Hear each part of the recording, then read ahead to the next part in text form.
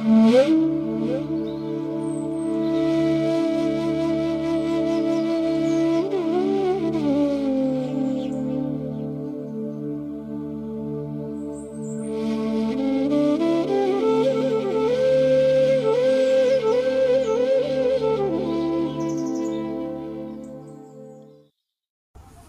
स्थापकाय च धर्मस्य सर्वधर्मस्वरूपिणे अवतार वरिष्ठाय रामकृष्णाय ते नमः। योगानंद प्रेमानंदश्चन्नेवय्य च पार्षद रामकृष्णगत प्राणं सर्वांस्तं प्रणमाम्यहम्। শ্রী শ্রী ঠাকুর, শ্রী শ্রী মা এবং স্বামীজি মহারাজের চরণে ভুলুণ্ঠিত প্রণাম জানাই। প্রাণারাম বাংলা ইউটিউব চ্যানেলে সম্প্রচারিত সৎকথায় প্রতিদিনের মনন এই ধারাবাহিক অনুধ্যানে আজকে আমরা খোকা মহারাজের পুণ্য জীবন তিথিতে পুণ্য দিনে তার কথা স্মরণ মনন করব। আমরা প্রত্যেকেই জানি যে ঠাকুরের প্রত্যেক সন্ন্যাসী শিষ্য স্বমহিমায় দেদীপ্যমান। স্বামী সুবোধানন্দজি মহারাজ রামকৃষ্ণ সঙ্গে খোকা মহারাজ নামে খ্যাত। তার শিশুসুলভ সরলতা, ঈশ্বরে নির্ভরতা, বৈরাগ্য ও পবিত্রতা তার জীবনে বিশেষভাবে প্রকটিত করেছিল। প্রথম দর্শনকালেই ঠাকুর তাকে বলেছিলেন, তুই এখানকার। এবং ঠাকুর পরে সেই সুবোধ মহারাজের জিভে আঙুল দিয়ে মন্ত্র লিখে দেন এবং ধ্যান করতে বলেন। ফলে তার বাহ্যজ্ঞান লোপ পায় এবং তিনি নানান দেবদেবীর দর্শন পান। আর একদিন ঠাকুর তাকে নিয়মিত ধ্যান করতে বলায় বালক স্বভাব সুবোধ বললেন, ধ্যান ট্যান করতে পারবো না, ওসব যদি করতে হবে তো অপরের কাছে গেলেই তো চলতো, আপনার কাছে আসবার কি দরকার আছে। সুবোধের সরলতা এবং বিশ্বাসপূর্ণ কথা শুনে ঠাকুর বললেন, আচ্ছা যা, ওসব তোকে কিছুই করতে হবে না, তুই দুবেলা একটু স্মরণ মনন করে নিস। অর্থাৎ কত সোজাভাবে, সহজভাবে তিনি বলে দিয়ে গেছেন। কাশীপুরে ক্যান্সার রোগাক্রান্ত ঠাকুরকে খোকা মহারাজ বললেন, আপনি দক্ষিণেশ্বরের স্যাঁতস্যাঁতে ঘরে থাকতেন, তাই আপনার গলা ব্যথা হয়েছে, আপনি চা খান। কারণ তার ছিল চা প্রীতি। আমাদের গলা ব্যথা হলে আমরা চা খাই, আমাদের গলা ব্যথা সেরে যায়। সরল ঠাকুর চা খেতে রাজি হলেন। কিন্তু রাখাল মহারাজ যখন বললেন যে চা খুব গরম, আপনার ক্ষত গলায় সইবে না, তখন ঠাকুর সুবোধকে প্রবোধ দিয়ে বললেন, না বাপু, তাহলে আমার উল্টে গরম হয়ে যাবে, ওরে সইল না। এই হচ্ছেন খোকা মহারাজ। সেজন্য স্বামীজিকে তিনি বলেছিলেন, এই বর দাও যাতে আমি সারা জীবন প্রতিদিন এক কাপ চা থেকে বঞ্চিত না হই। কেন না, একদিন রাত্রে বেলুর মঠে স্বামীজি ধ্যান থেকে উঠে খোকা মহারাজকে তামাক সেজে খাওয়াতে বললেন, আর তিনি সঙ্গে সঙ্গে স্বামীজির আদেশ পালন করলেন। স্বামীজি খুব খুশি হয়ে খোকা মহারাজকে বললেন, খোকা একটা বর চা, যা চাবি তাই দেবো। খোকা মহারাজ বলেন, ঠাকুর আমাদের সব দিয়েছেন, আর কি চাইব। রাখাল মহারাজ পাশেই ছিলেন, কিন্তু তিনি বলেন, খোকা কিছু চেয়ে নে। খোকা মহারাজ তখন স্বামীজিকে বললেন, এই বর দাও যাতে আমি সারা জীবন প্রতিদিন এক কাপ চা থেকে বঞ্চিত না হই। সত্যদ্রষ্টা স্বামীজির আশীর্বাদ কোনো দিন ব্যর্থ হয়নি। এই খোকা মহারাজের পুণ্য জন্মতিথি আজ। তার পিতা ছিলেন কৃষ্ণদাস ঘোষ, যিনি শঙ্কর ঘোষ মহাশয়ের পৌত্র ছিলেন। এবং স্বামী সুবোধানন্দজি মহারাজ বলতেন, ছেলেবেলায় সাধুদের জীবনচরিত বেশি পড়তুম, দেখতুম কেমন করে কার জীবনের গতি ফিরে গেল। এই যে গতিটা ফেরাতে হবে, জীবনটাকে কোথাও পরিবর্তন করতে হবে। তার মাও ছিলেন অত্যন্ত ভক্তিপরায়ণা এবং স্নেহময়ী জননী। নয়নতারা দেবী ছিল তার নাম। মহাভারত, রামায়ণ, পুরাণের গল্প বলতেন এবং সঙ্গে সঙ্গে ভগবানে বিশ্বাস, সত্য পালন, দরিদ্রের প্রতি করুণা, এই সমস্ত বিষয় শিক্ষা দিতেন। এই খোকা মহারাজের পিতৃদত্ত নাম ছিল সুবোধচন্দ্র ঘোষ। তার জন্মের তারিখ উত্থান একাদশীর দিন 1867 খ্রিস্টাব্দের 8ই নভেম্বর। তার জন্মের অব্যবহিত পূর্বেই কলকাতায় প্রবল ঝড় হয়েছিল, সেজন্য বাড়িতে কখনো কখনো তাকে ঝোড়ো বলে ডাকা হতো।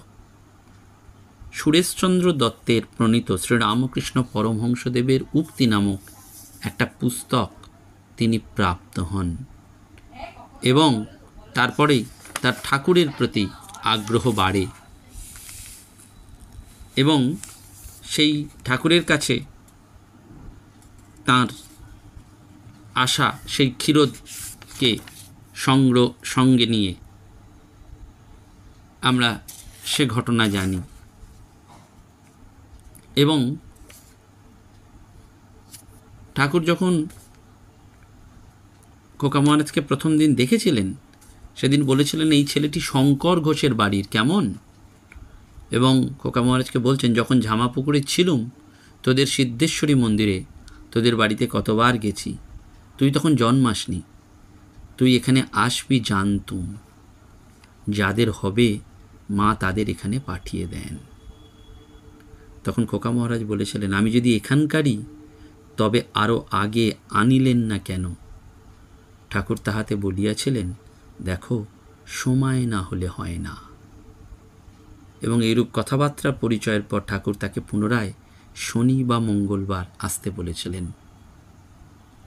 এবং পরের যখন যান তিনি দীক্ষা দেন এবং বুকে মাথায় হাত বুলিয়ে দেন, জিহ্বায় একটা মন্ত্র লিখে তাকে ধ্যান করতে বলেন। বালক ভক্ত সুবোধের ঠাকুরের শ্রীকৃষ্ণের ন্যায় দেবমানব যে ঠাকুর সেটি সম্পর্কে ধারণা ছিল না। ঠাকুর একদিন তাকে জিজ্ঞাসা করেছিলেন আমাকে তোর কি মনে হয়। তার উত্তরে তিনি বলেছিলেন লোকে তো কত কি বলে, আমার এখনও ওসব মনে হয় না, আমি না নিজে বোঝা পর্যন্ত ওসব কিচ্ছু বিশ্বাস করছি না। এই খোকা মহারাজের আজকের পূর্ণ আবির্ভাব তিথি এবং সেই জন্যই আমরা আজকে তার কথা একটু স্মরণ করলাম, তার জন্মের বৃত্তান্ত, ঠাকুরের সাথে আসার বা দেখার বৃত্তান্ত। এবং আমাদের বারবার মনে রাখতে হবে ঠাকুর তাকে বলেছিলেন আমি কিছুই নয়, মাই সব, যাদের হবে মা তাদের এখানে পাঠিয়ে দেন। তা দেখ এখানে শনি মঙ্গলবারে আসা ভালো, শনি কি মঙ্গলবার দেখে একদিন আসিস। সাধু সঙ্গের প্রভাবেই জীবন পরিবর্তন হয়, আর অবতারের সংস্পর্শে এলে জীবনের মোড় ঘুরে যায়। পরম পূজনীয় স্বামী সম্বুদ্ধানন্দজি মহারাজ তিনি স্বামী সুবোধানন্দজি মহারাজের জীবনের ঘটনাবলী বলতে গিয়ে বলছেন যে একবার খোকা মহারাজ হরিদ্বারে তপস্যায় আছেন, 2 মাস ধরে জ্বরে ভুগছেন।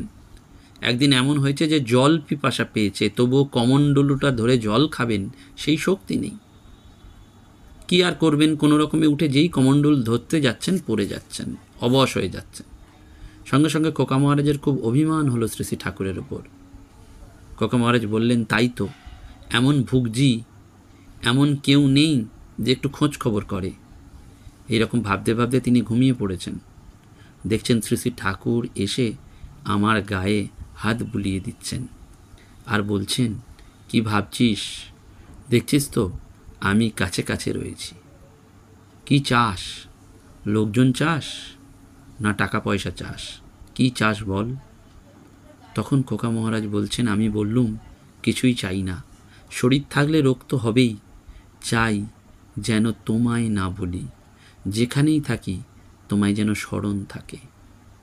পরের দিন ওখানকার একজন জোয়ান সাধু এসে খোকা মহারাজকে বললেন বলো কি পথ্য করবে, আমি ভিক্ষে করে এনে দেব। খোকা মহারাজ বলছেন আমার কিছুই দরকার নেই, তবু সে শুনবে না। আর একজন সাধুর সেদিন 50 টাকার মানি অর্ডার এলো, সেও এসে বলল এখন তোমার টাকার দরকার, ভুগছ, এ টাকা তুমিই নাও, তোমার সেবায় লাগুক। অর্থাৎ ওই যে ভগবানের ওপর ভরসা রাখতে হয়। শরীর থাকলে রোগ হবে, কিন্তু আমরা যেন ভগবানকে কোথাও ভুলে না যাই। অর্থাৎ ঈশ্বরের চিন্তা, ঈশ্বরের মনন, সেটি যেন আমরা নিত্যদিন করতে পারি। খোকা মহারাজকে কখনো কখনো কোনো সন্ন্যাসীরা প্রশ্ন করতেন তবে সাধন ভজন কখন করতে হবে টের পাবো। খোকা মহারাজ উত্তর দিয়েছিলেন যখন তোমার সাধন ভজন করার সময় আসবে তখন ভগবানই সেই ব্যবস্থা করে দেবেন, নিজে টের পাবে। যাদের সঙ্গে থাকবে তারাও কাজ থেকে অবসর দিয়ে কেবল সাধন ভজন করতে দেবে। ঠাকুর বলতেন, বউ যখন পোয়াতি হয় শাশুড়ি আস্তে আস্তে কাজ কমিয়ে দেয়। যাদের অমন হয় তাদের খাওয়া পড়া দেহাত্ম বুদ্ধি কিচ্ছু থাকে না, কোনো চিন্তা কোনো ভয় থাকে না। সোনারগাঁওতে রামকৃষ্ণ মঠে 1924 সালের ডিসেম্বর মাসে সন্ধ্যারতির পর খোকা মহারাজ মেঝেতে বসে আছেন। উপস্থিত একজন কাজকর্মের কথা তোলায় খোকা মহারাজ বলেছিলেন, কাজকর্ম না করে কি কেউ মানুষ হতে পারে? কাশী সেবাশ্রমে কাজ ছাড়া কোনো কথা নেই, এমনকি ধ্যান জপ পাঠ পর্যন্ত করার সময় দেয় না। 18 জন কর্মী 30 জন রোগীর সেবা করছে ইনডোরে। যদি কারুর কিছু করতে হয় তো সে রাত্রিতে করে। গীতা পাঠ হয় অদ্বৈত আশ্রমে, ঘণ্টা বাজিয়ে দেয়, সকলের জন্য জগদানন্দ ক্লাস করে। কর্মীরা দিনরাত খাটে, কেবল 5টায় একটু বিশ্রাম করার সময় নেয়। কর্মে শরীর মন ভালো থাকে, চঞ্চল হতে পারে না, আর মন স্থির না হলে কিছুই হবে না। কাশী সেবাশ্রমে হাড় ভাঙা খাটুনি দেখে অবাক হয়ে থাকতে হয়। বলেই মহারাজ বলছেন, ভুবনেশ্বরে একটি সাধুর ইচ্ছা কাশী যাবে কাজকর্ম ছেড়ে। খোকা মহারাজ বললেন, যাচ্ছ না যে? সে বলে, এই টাইম টেবিল দেখছি। তখন খোকা মহারাজ বলছেন, টাইম টেবিল কেন? বৈরাগ্য যদি হয়ে থাকে বেরিয়ে যাও, হেঁটে চলে যাও। বলে, তা কি পারি? তখন খোকা মহারাজ বলছেন, না পারো তো বাড়ি ফিরে যাও, দরজা খোলা, বিয়ে থা করোগে বেশ থাকবে। কোথায় কাজ নেই? আমরা কি কাজ কম করেছি? তপস্যায় বেরিয়ে রাজা মহারাজের সঙ্গে অনেক দিন ছিল। বৃন্দাবনে মহারাজের স্নানের জল, আমার স্নানের জল ঘড়া ঘড়া আমি নিজে তুলে আনতাম যমুনা থেকে। আমাদের বেলা কত কাজ করতে হয়েছে। এবং খোকা মহারাজ বারবার বলতেন সেই জন্য যে, এবং একদিন ধ্যান জপ প্রসঙ্গে খোকা মহারাজ বললেন যে, দেখো, ধ্যান জপ না করলে যতই উচ্চ পুরুষের নিকট থেকে দীক্ষাদি লও না কেন, তা কখনো পরিস্ফুট হয় না। এবং এই প্রসঙ্গে তিনি বলছেন যে, দেখো, বৃন্দাবনে কুসুম সরোবরে আমি পূজনীয় মহারাজ অর্থাৎ রাজা মহারাজের সাথে তপস্যা করেছিলাম, কিন্তু আমার তো শৈশব থেকেই চা খাওয়ার একটা রোগ। তাই সকাল হলেই একটা নারকেলের মালা নিয়ে গোস্বামীজি অর্থাৎ বিজয়কৃষ্ণ গোস্বামীর আশ্রমে উপস্থিত হতাম এবং সেখানে চা পান করে কিছুক্ষণ পরে কুসুম সরোবরে ফিরে আসতাম। রাজা মহারাজ সেটা লক্ষ্য করেছিলেন এবং একদিন ডেকে বললেন, খোকা, তুই না এখানে তপস্যা করতে এসেছিস? তবে এরূপ ছটফট করে কেন এখান থেকে বের হয়ে পড়িস? তখন খোকা মহারাজ রাজা মহারাজকে বলেছিলেন, মহারাজ, শ্রী শ্রী ঠাকুর তো আমাদের সকলই দিয়ে গেছেন, তবে আবার তপস্যার প্রয়োজন কি? তার উত্তরে রাজা মহারাজ একটু গম্ভীর হয়ে থেকে বললেন, সে সত্যই খোকা, তিনি সবই দিয়ে গেছেন, কিন্তু সেই সঙ্গে তিনি বলেছিলেন যে জব ধ্যানাদির দ্বারা ইয়া উপলব্ধি করো। তাই তোমাদেরও বলি যে তোমরা যার কাছ থেকে যেরূপ দীক্ষাই পেয়ে থাকো না কেন, উহা জব ধ্যানের দ্বারা উদ্বুদ্ধ করো, শুধু বসে থাকলে চলবে না। এবং সেইটি মহারাজ সারা জীবন করেছেন। আমরা জানি ঠাকুরের পার্ষদরা সবাই সেইটি সর্বদা স্মরণ মনন জপ ধ্যান প্রার্থনার মধ্যে দিয়েই জীবনটিকে অতিবাহিত করেছিলেন। এবং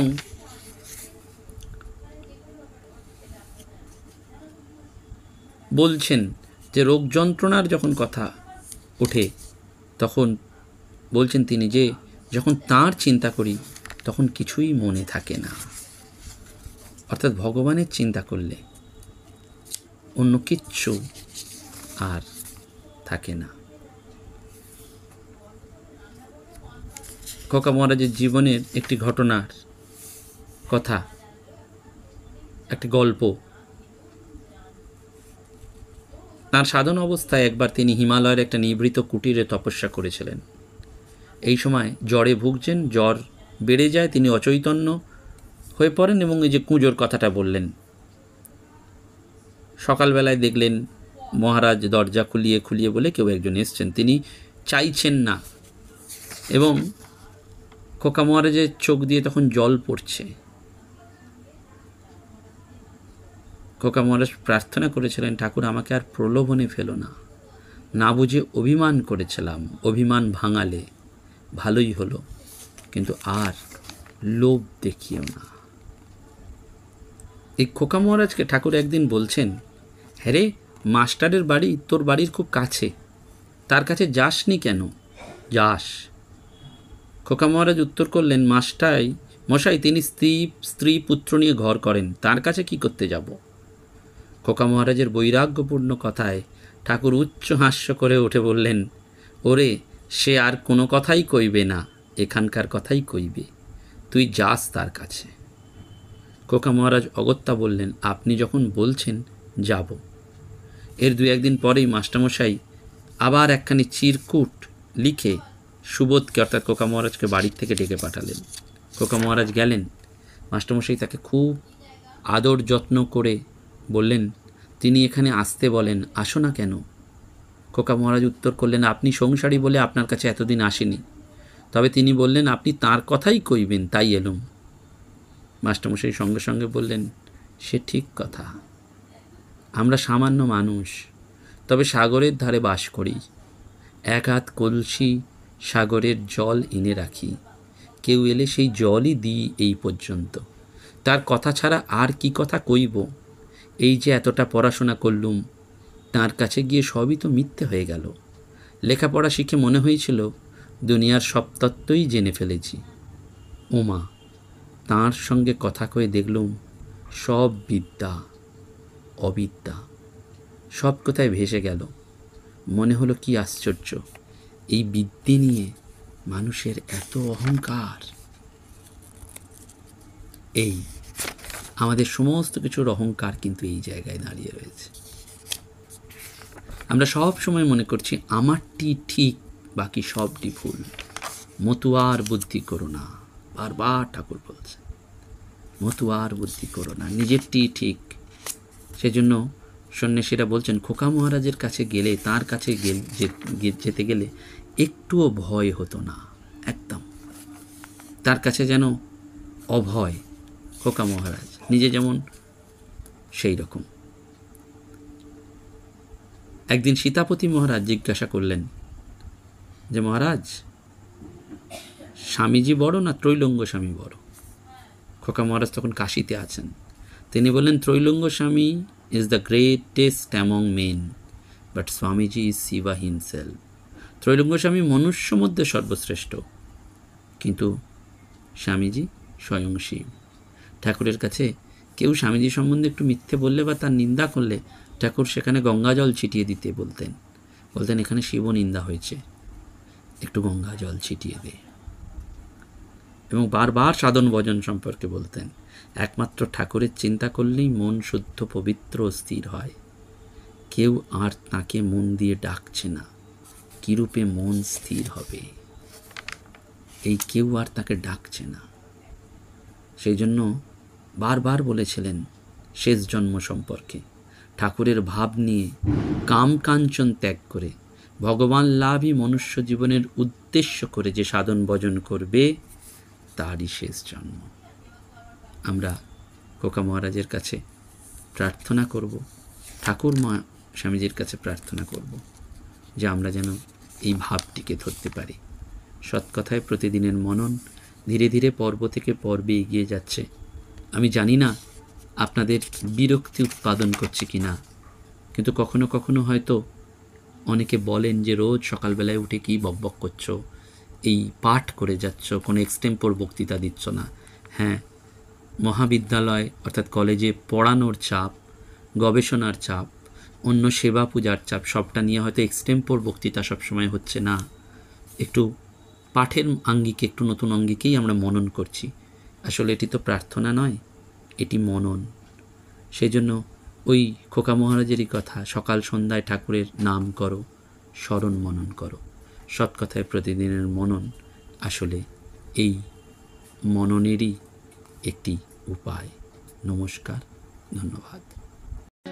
প্রাণারাম প্রাণারাম প্রাণারাম প্রাণারাম প্রাণারাম প্রাণারাম, কি যেন লুকানো নামে তাই মিষ্ট এত তব নাম। প্রাণারাম প্রাণারাম প্রাণারাম প্রাণারাম প্রাণ